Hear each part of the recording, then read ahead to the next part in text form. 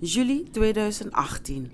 Johanna Schouten-Elsenhout, dichteres en voorvechter voor het Sranantongo. Johanna Isidora Eugenia Schouten-Elsenhout, ook wel Tante Jo genoemd, begon op jonge leeftijd geheel uit zichzelf met het schrijven van gedichten. Ze schreef uitsluitend in het Sranantongo. Pas op haar 48ste werd ze ontdekt als dichteres. Ze schreef diverse gedichtenbundels en een Sranan Odoboek. Met het gedicht Sososking won ze in 1974 de Stikusa Literatuurprijs. In 1987 werd ze gedecoreerd tot ridder in de ereorde van de Gele Ster en op haar 80ste verjaardag huldigden de Srana Academia en de Nationale Vrouwenbeweging haar. Ook in het buitenland droeg ze haar gedichten voor.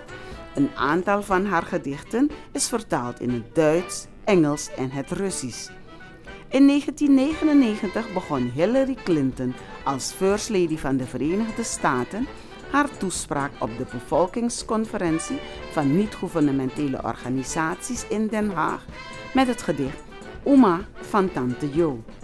Op 16 juni 1992 is het naar haar genoemde Johanna Schouten-Elsenhout Vrouwendocumentatiecentrum opgericht.